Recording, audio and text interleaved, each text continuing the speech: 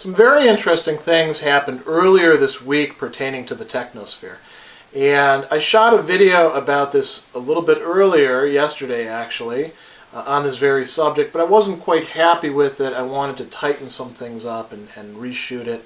I think what's being put on the table is very important, and I want this to have a lot of discussion and a lot of reflection and a lot of engagement. So I think there's going to be quite a few points at which I'm going to sort of, do some hand waving and say, I'll talk about this, or I'll talk about that, or I've talked about this, or I've talked about that in other videos, because I want to stay very, very much on track. So there's going to be a lot of reflections, because I don't have, when it comes to these issues, everything figured out on my part, or in fact, any simple solutions. What this video is about is the reaction earlier this week by two different important sets of parties to all the different revelations that have been happening over the last, about 6 months, even going back further than that, having to do with data gathering, having to do with NSA surveillance and surveillance by other intelligence agencies, not all of which are American. And what happened earlier this week was that, on the one hand, some of the giants of the technosphere, some of the big corporations, the ones that are involved with social media or technology or providing the internet or mobile service, or name all of these and wrap them all up in one, engaged the President and Congress with an open letter. And I'll come back to that in a moment. On the other hand, independently of this, and in some ways antagonistic to what was going on over here, about 500 writers, who I guess are fairly notable.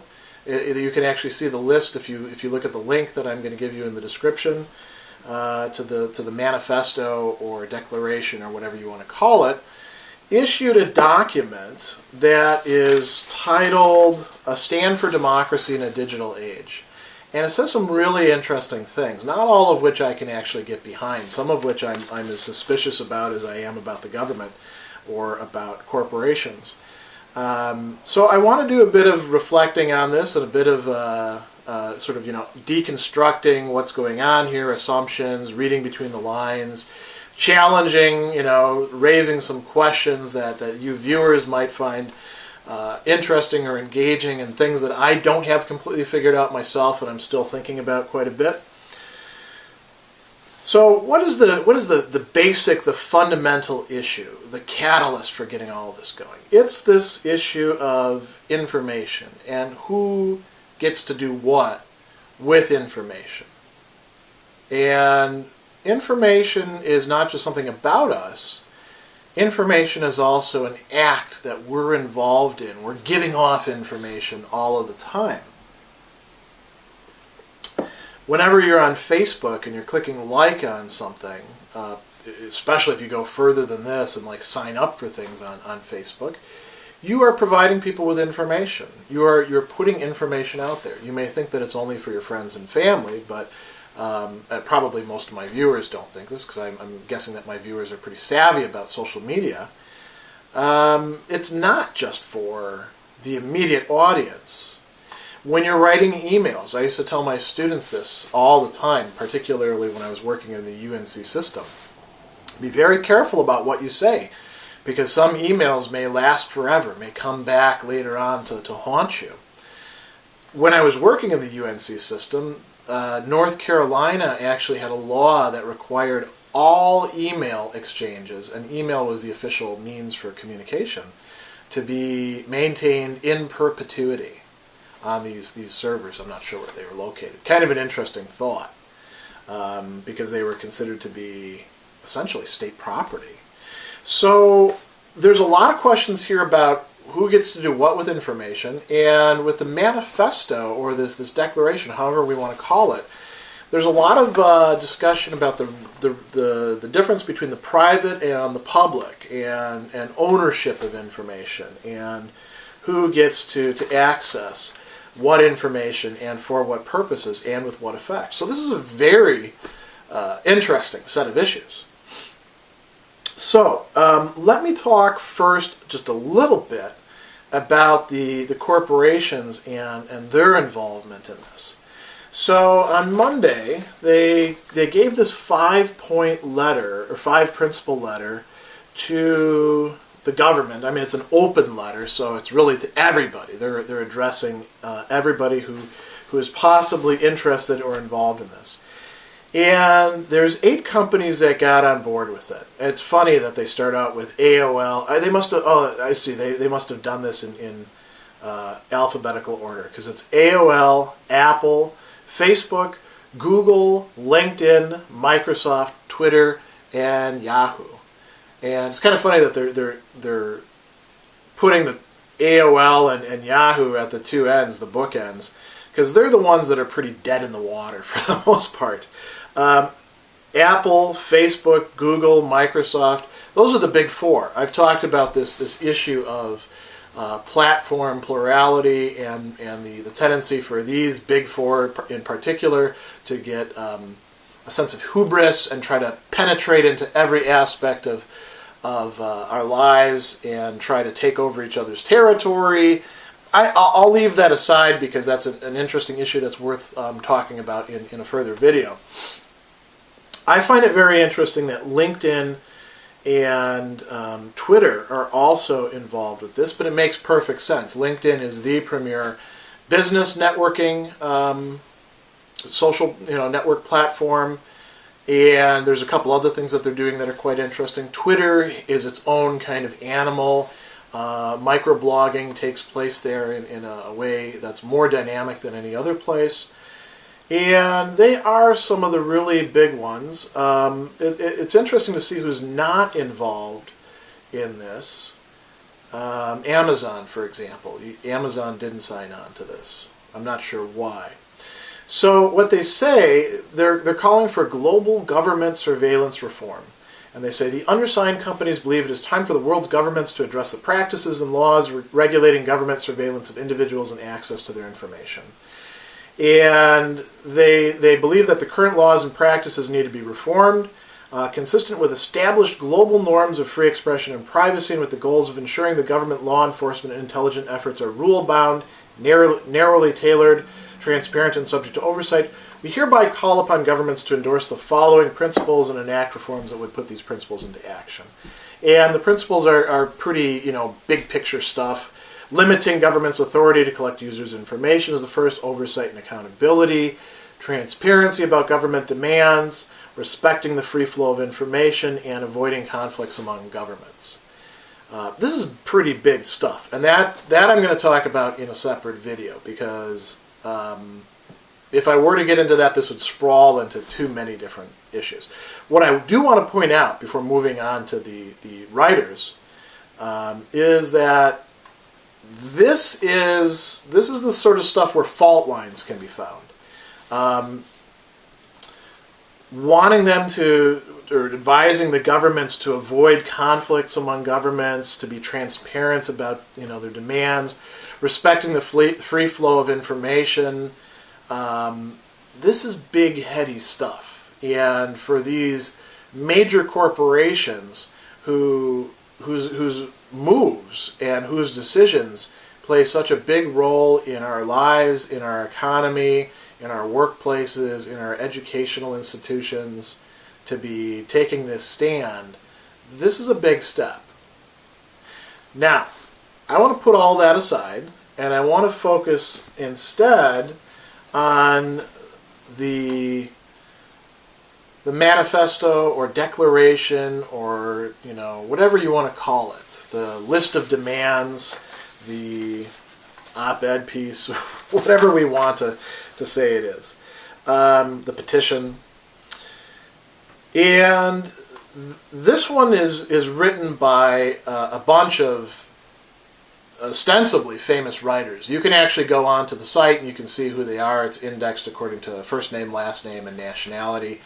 I have to admit, I'm not a very well-read person, and I've never heard of most of these people. They have very little name recognition among me. among myself or the set that I'm in, and I suspect that if you're kind of a Philistine like me about contemporary culture, these names won't mean that much to you. But let's just take it for granted that they are notable people, what we would call opinion formers, and I'll get to that, why that phrase is important in a moment. So what I've done is I've actually done a little run through of the document. I think it's very important to look at the wording of it. So here, let's actually focus on the text itself.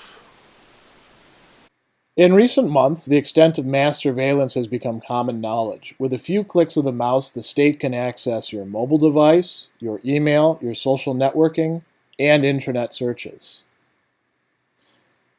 It can follow your political leanings and activities, and, in partnership with internet corporations, it collects and stores your data and thus can predict your consumption and behavior. The basic pillar of democracy is the inviolable integrity of the individual. Human integrity extends beyond the physical body.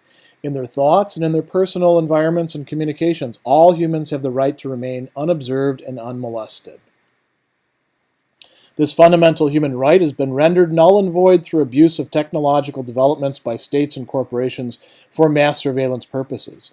A person under surveillance is no longer free. A society under surveillance is no longer a democracy. To maintain any validity, our democratic rights must apply in virtual as in real space. Surveillance violates the private sphere and compromises freedom of thought and opinion.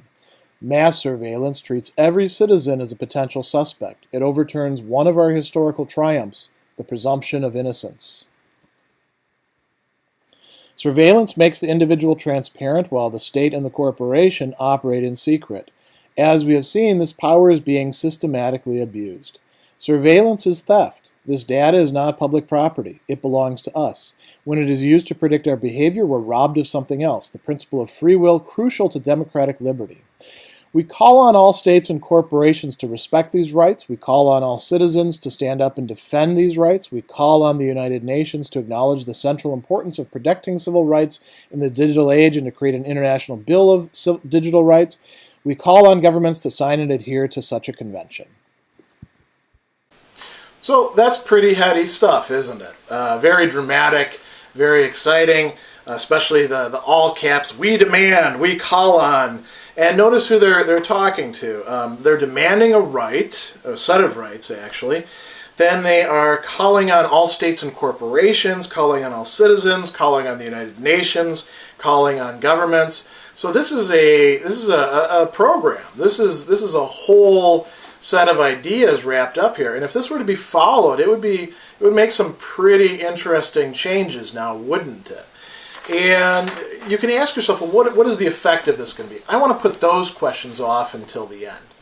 What I want to focus on now are really four main things. I want to talk about some of the key players in these shifting balance of power kind of scrabbling around things that this manifesto represents, that the open letter represents, and what it means for the rest of us little people out there.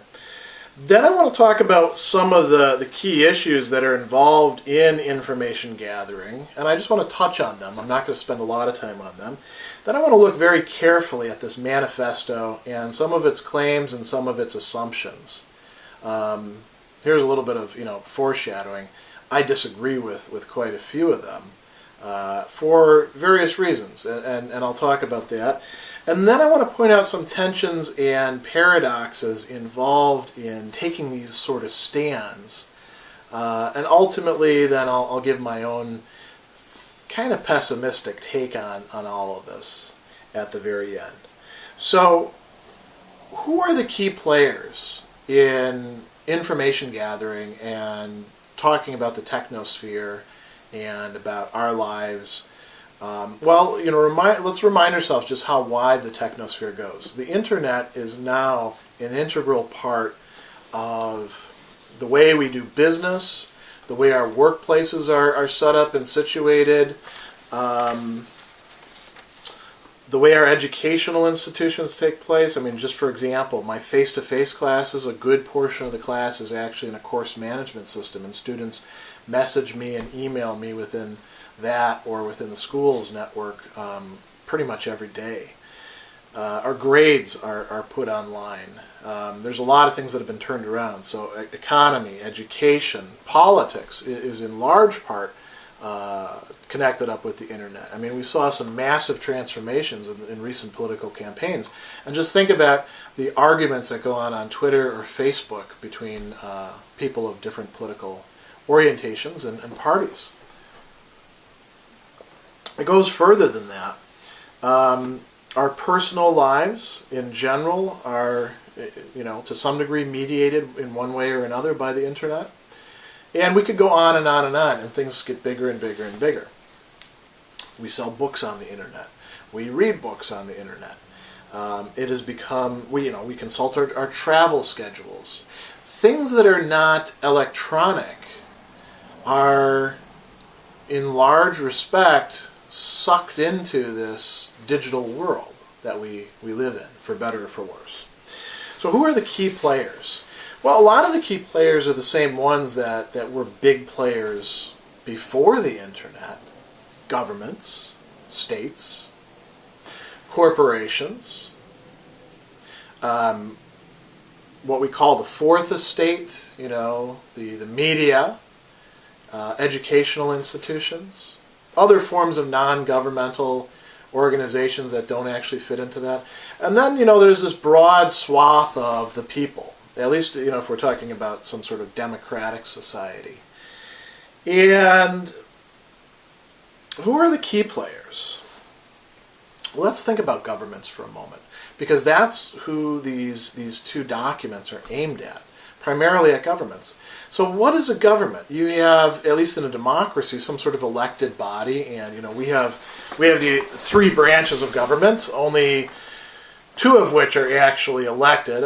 In some states, of course, judges may be elected or may be appointed, but I'm talking about federal, because the NSA is not a state organization; it's a federal organization for the United States. So there is the Obama administration. Previously, there was the Bush administration. Previous to that, there was the Clinton administration. We've had a lot of continuity in these because they've been two-term presidents. And when you elect a president, you don't just elect a president or a vice president. You elect an entire cabinet that comes along with them. You're electing certain realignments in political power that are taking place in the House and the Senate as well. And we have Congress, as the legislative branch. We have the two houses, and those are elected officials. So we have that portion of government over here. Those are the ones that are sort of directly responsible to the people. I understand there's all sorts of problems in saying that, because in a lot of cases, you probably, if you're an American, you live in districts which are not actually competitive districts, or you live in states like I do, where New York is almost always going to vote Democrat. So, you wonder what's the point in actually casting a vote. But they are, at least in theory, elected, responsible, responsive. That's integral to democracy. But government includes a lot of other stuff as well. Particularly, the executive branch. All these agencies have tons and tons of people who are working for the government and were never elected to anything, and may be working for the government throughout their entire life. Government jobs are pretty safe jobs in many respects. Once you've got them, they're hard to lose, unless you're an appointed official. And so at the very tops, the top brackets, those people are responsible to the people who are responsible to the general American public. But they're pretty insulated. And as we go further and further down in, these people are not accountable to the American people. These persons, let's say, are not accountable to the American people in general. The average NSA worker is somebody with a G rating, and you're never going to know who they are unless something comes to light or one of them defects like Snowden did, and you're not going to know what they're up to. And as a matter of fact, most of the people in the executive or legislative branch are not going to know what they're up to. These government agencies often take on a life of their own, and they develop an ethos. And you can talk about the difference between the State Department and the intelligence community on certain things. Just for one example of a historical example of how much effects this can have. I don't remember whose book it came up in, but they were talking about George Bush and the problems that he had getting the CIA to actually do what they were supposed to do in information gathering and analysis and all that. And it wasn't just that they were providing purely objective data and the Bush administration was cooking it. One index of this, if you went out in the parking lot, you could see an ocean of cars with bumper stickers of his opponents. Now that an agency that has its own sort of momentum and inertia and ways of doing things that's staffed by people hostile to the new administration is going to drag its heels and raise all sorts of difficulties that don't need to be raised, and they're not going to streamline or smooth things out as they would if the person who they wanted to win would have won. In that case, it was Gore that was being talked about. But this is just one example among many. And we could pick others, where Democrats are getting the shaft as well. My point is, in addressing something to the governments, are you talking to the elected officials, or are you talking to these non-elected, administrative, bureaucratic structures full of people who are doing their jobs motivated by all sorts of interests and concerns that may not be reflective at all of the administration, let alone of the people the administration is supposed to be protecting and representing. So that's one set. Then you have corporations, and it's interesting to see that in this particular declaration, they do target the corporations at the very same time that these corporations are telling the government, hey, you need to ease up on this spying and information gathering. Because the corporations themselves, they've been doing a lot of this information gathering even before the government asked them to do it. And the only reason why the government can actually expect all this cooperation and information from them is because they are gathering and storing that information in the first place. And to what ends? Again, is it the stuff that's going to benefit the little people? Well, not necessarily. Google has its own designs, its own motives, its own imperatives. They make decisions that are quite often not transparent themselves. Same thing goes for Apple. Same thing goes for Microsoft. There really are no good guys. There are only companies that allow good things to happen, but there are no genuine good guys among these top-tier companies. What about opinion formers? It's interesting to see that what I've got linked to is in large part from The Guardian. The Guardian is a newspaper. They are a media outlet. They're involved in information gathering as well, but of a different sort. And they also want to know about their readership. They also provide forums for people to discuss things and to work things out. And then let's think about these writers. These writers are not just ordinary people. They are what we call opinion formers.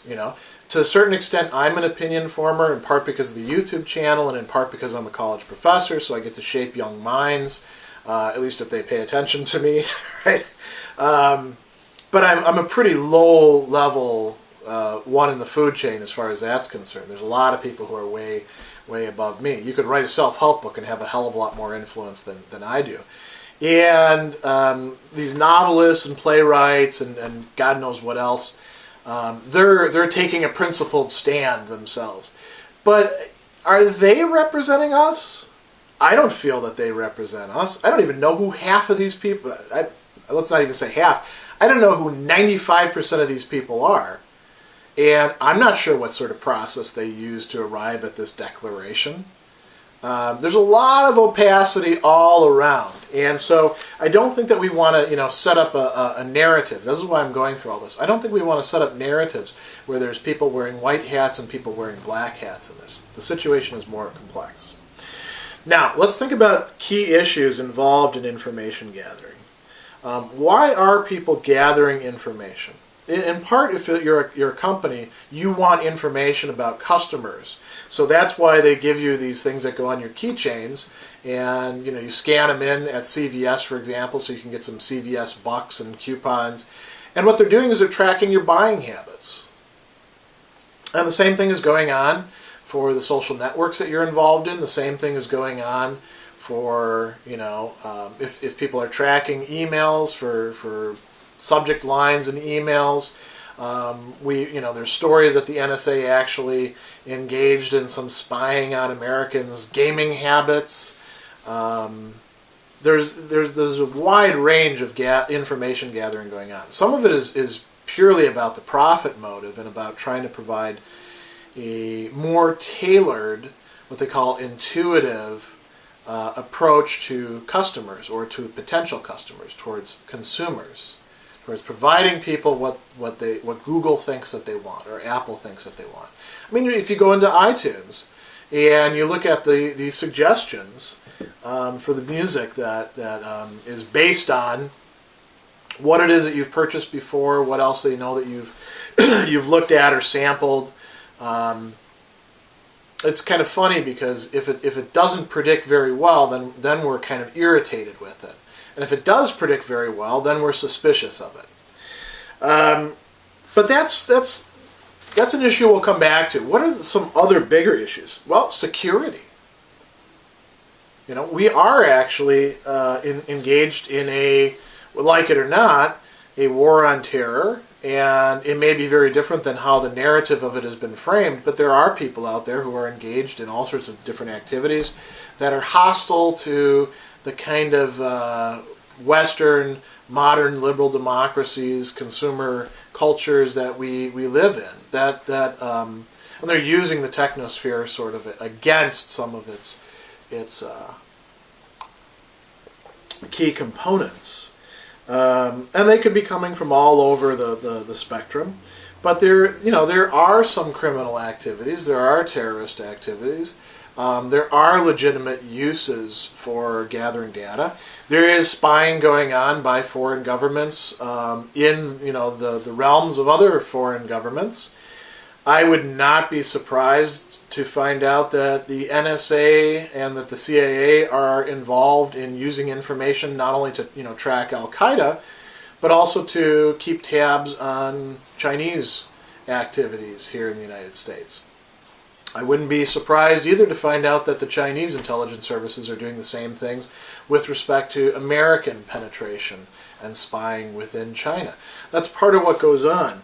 But that is an important issue. Is security being provided? Are we preventing terrorist attacks by monitoring chatter? Another big issue is the privacy of users. Where does that privacy begin and end, and what are the grounds of it? I don't think that we should ever assume something like an absolute right of privacy that we never have to justify. I think it's important to justify why privacy matters. And because that helps us figure out what misuse of the data actually consists in. Another big issue is ownership of information. Who actually owns information that is generated, that is elicited, that is stored? Who does that really belong to? Does it belong just to the originator, the person who gave let's think about a Facebook like. Does my like belong to me? Or does it belong to Facebook? Or does it belong, to all sorts of entities? Maybe our understanding of property needs to be rethought with respect to intellectual property in the internet.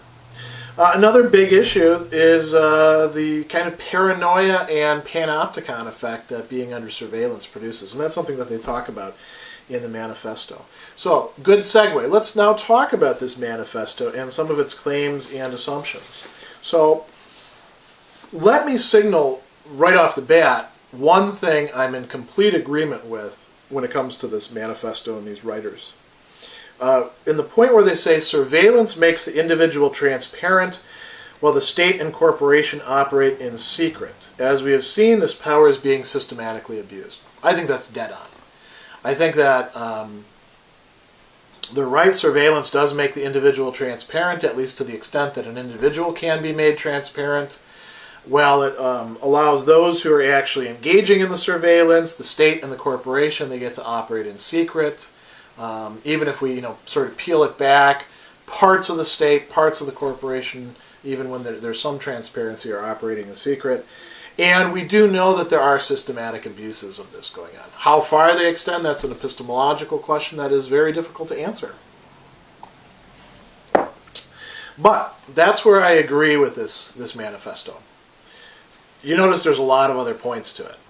I tend to be a little bit skeptical, ranging from a little bit skeptical to totally confused, bemused, and in opposition to some of the other points. So let's talk first about their rhetoric about democracy. So they say the basic pillar of democracy is the inviolable integrity of the individual. They don't actually mean democracy there. What they mean is what we call liberal democracy, which doesn't have to do with liberal conservative. Both of them are actually liberal in that extent, recognizing that there are inviolable rights of an individual. That is not inherent to democracy. That's inherent to the liberal political tradition. There are other traditions that do talk about this, that do respect it. Even in actual liberal democracies, this is not a principle that's 100% observed, but it is at least an ideal. Human integrity extends beyond the physical body. Okay, I can go along with that. In their thoughts and personal environments and communications, all humans have the right to remain unobserved and unmolested. We'll come back to that in a moment. Thoughts, absolutely. I have no problem with saying there should be a certain realm in which you get to have nobody else intruding and you get to think. And you don't have to be a Cartesian to see a space for that sort of thing as being a good development.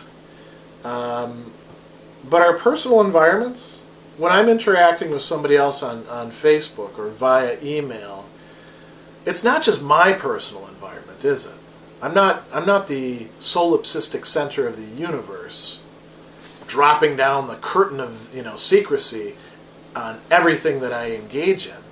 All those other people and the commitments that they make, or the stupid false steps that they make, those have to do with my information.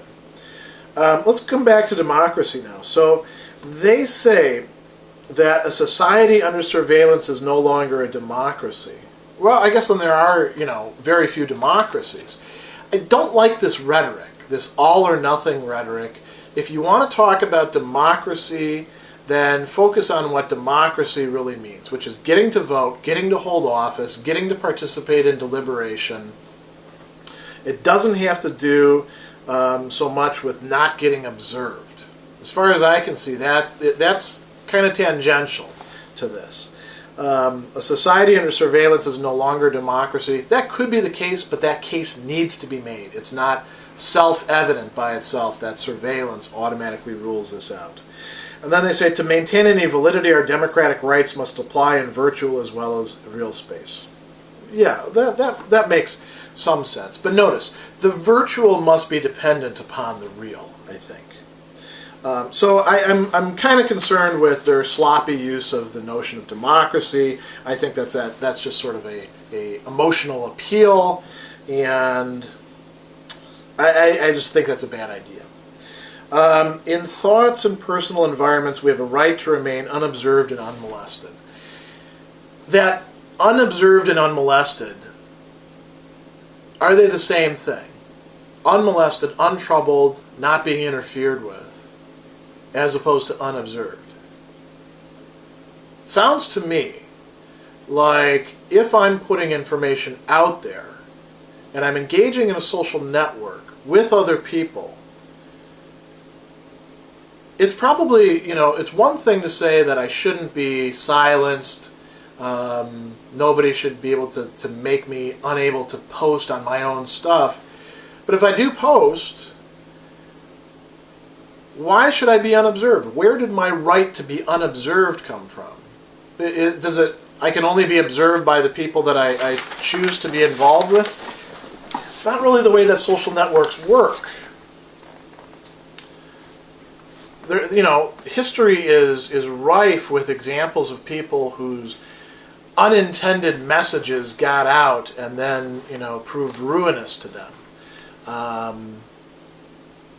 I'm not sure that a person always has a right to be unobserved in the way that they're talking about. They say that surveillance violates the private sphere. It compromises the freedom of thought and opinion. And I do see some validity to this. If you know that you're being watched and you're afraid that there are going to be bad consequences from the sort of things that you say, you're probably more likely to keep it under wraps. But the same thing goes, think about a workplace.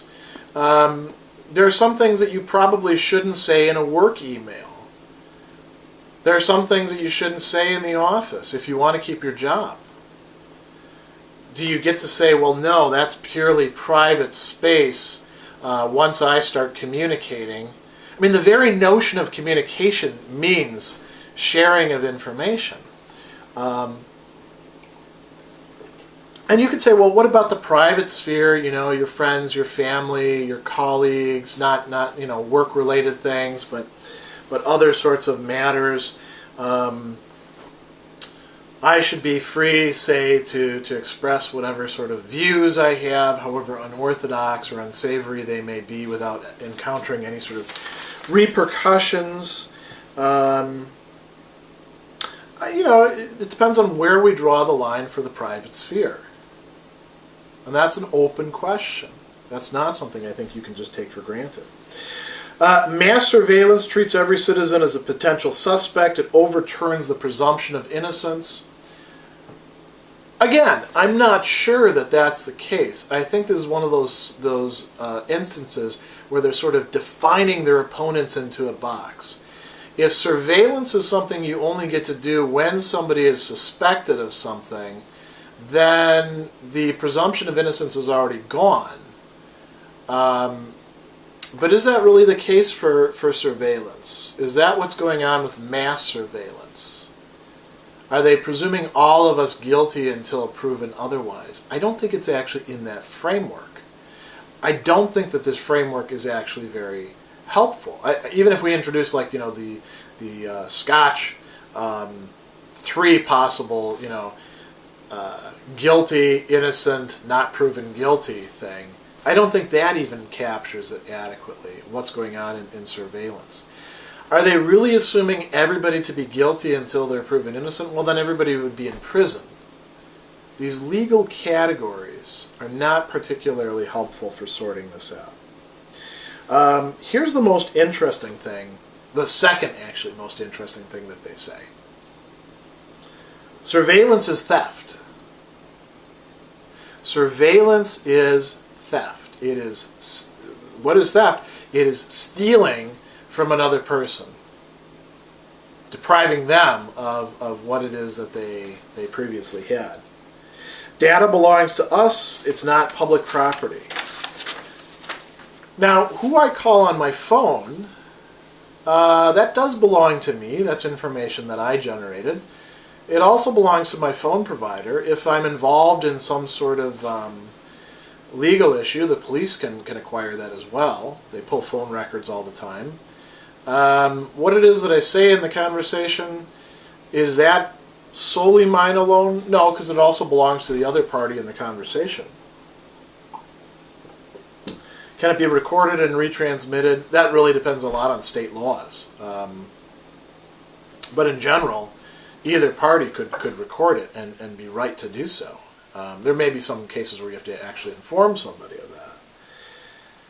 But, I'm not sure that surveillance really is theft, or that it's helpful to use this rhetoric of property rights and theft and the private. So again, I'm very skeptical of that. Now, here we get to the most interesting thing. When surveillance is used to predict our behavior, we are robbed of something else, the principle of free will crucial to democratic liberty. Now, is that true? Because if so, that's a pretty amazing metaphysical claim. We can be deprived of free will merely by being observed. Well, no, not just merely by being observed, by somebody actually observing us and paying attention to what we do to the extent that they can make predictions, whether the predictions are actually true or false, that they can make some sort of reasonable or reliable predictions. So when Amazon is suggesting to me, based on my previous purchases, that I might like this other book, or they're actually not even looking at what I buy, and they're saying, customers who purchase this book tended to also like this book. They're robbing me of my free will? That's ludicrous. If that's what free will is for you, you don't really have free will. Lionel Trilling had this great discussion of free will in Sincerity and Authenticity, where he suggested that in the modern world, perhaps some people don't actually develop the will to the extent that other people do. That there's some sort of lack of proper training or encouragement or development, and that the society itself could play a role in that. And this sounds an awful lot like what a world full of people like that would be like. And I just to me, when I read something like this, we are robbed of the principle of free will crucial to democratic liberty by having predictions made about us. That doesn't really make any sense.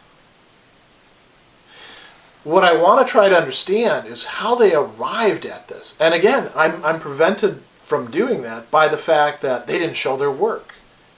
They're not transparent. They're just throwing a bunch of slogans out there. And are we being invited into the conversation with these opinion formers, these elites who presumably matter more than we do? Are they really taking our side against the nefarious government and corporations?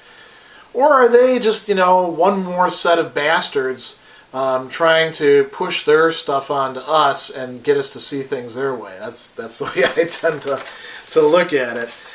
So let me now talk about a few of the paradoxes involved in this. So here's the biggest paradox. People who are upset about surveillance, and I'm actually one of them, because I think that some abuses have taken place, and I'm pretty sure some abuses are continuing to take place. There's this wanting to derive benefits from the technosphere, from the networks that we're involved in, from the intuitive software, from all these technological innovations, and benefits as well from the government, like not getting blown up or not getting threatened routinely, social order, being able to rely on logistics networks actually functioning, all those sorts of things.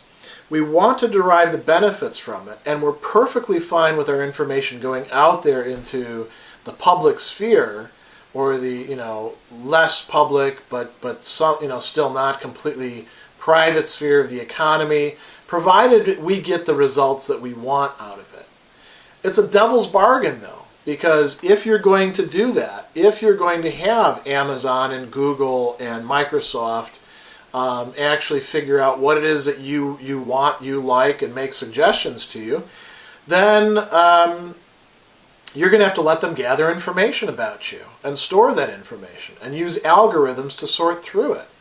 And if you want the government to be able to listen to some people's phone conversations, or track words within emails, or look for flags or things along those lines, well, you can't be completely selective about it. You can't establish maps that have a million different "we don't know what's here" blocks. And everybody seems to want a lack of transparency for everybody else, but they want to preserve complete opacity for themselves. So this is the second paradox. Not only is there sort of weird paradox about we want the benefits but none of the costs. We want complete transparency for everybody else, and we want to be completely opaque ourselves. We want to have complete control over our own data. We want other people's access to our information to be subject to our choice, to our decision making. That just can't work.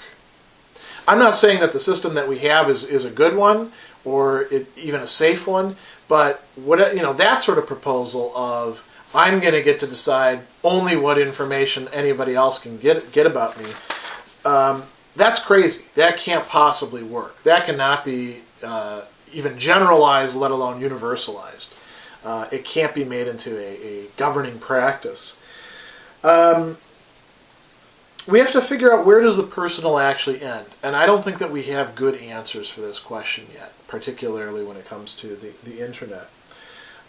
We have issues about how do you actually enforce law, and not just law, but that deeper structure of order that's required to keep everything flowing more or less smoothly, so that we can enjoy the kind of lifestyle that we do in fact want to have so badly. That is one of the very few positive compensations of the infiltration of the technosphere into just about every walk of life. Another question another problem that all of this raises is they're appealing to citizens, and they're saying, we call on all citizens to stand up and defend these rights. How the hell is that supposed to happen? More petitions? Armed resistance? Something in between? Organization of a new political party? There's no positive proposal in here. It's just sort of left to us to figure out. And I got to tell you, the last thing I actually feel like I need is 500 more people who I don't know but are considered to be more important than me telling me what to do. We've already got enough of them already in the politicians and the business people and the other opinion formers. Now, I'm going to give you my sort of super pessimistic sum up of all of this. It's so pessimistic that it actually becomes quite comic, and my pessimism turns into a type of optimism. I think there's normative issues involved here about what should go on, and then there's more factual or predictive or prudential issues about, well, what should we expect to be the case. I'm really out to sea with respect to the normative issues. I don't have a lot of positive suggestions to give. All I can say is sort of a pox on all their houses, and I don't really trust any of these groups. But I'm stuck with all of them, and I'm not sure where the dividing line should be drawn on these things. I need to do a lot more thinking about this stuff. I'm sure there's a lot smarter people who have proposals about these things. I can tell you this though. Any sort of simplistic solution to this is probably going to be wrong. Now, I think it's probably prudent to expect that information is being gathered and stored pretty much any time that it can be. And that somebody's buying and selling or trading or demanding this information at one point or another. That's the pessimist in me. That pessimism flows over into the people who are actually gathering and storing and doing things, interpreting this information as well. I think that people at Google are a lot dumber than we are led to expect, that they show occasional moments of brilliance, and that there's quite a few people there who are bright but also stupid at the same time. I'm willing to bet that's the case for just about every big corporation that we look at. If you look at just the updates that they release, Apple can't release a decent update of video software that doesn't piss off old Apple users because new features have been, or older features have been, taken out or made more difficult to use. That's a sign of people who actually, in a certain respect, can be trusted with information because they're too dumb to actually really dig into it and figure out what to do with it. They'll misuse it, they'll abuse it, and the same thing goes for the NSA. I'm sure that these are not all, super brilliant brain trust kids processing all this information, ferreting into our very mode of life. I'm sure that quite a few of them are bored, are missing things, are not paying attention to what's going on. Computer algorithms can spot things, but computers are quite dumb in many respects. So I don't need to belabor this point. My pessimism extends to those who are actually gathering and doing things with the information, sometimes underhandedly, sometimes above the board, sometimes a mixture of both. I'm so pessimistic about this whole thing that I think that they won't, in many cases, actually be able to do very much with the information that they acquire. That the veniality and, short-sightedness and stupidity that's inherent to the human condition will keep them from actually being able to do as many bad things as they possibly could with it. So there's my take on the situation. I close with that.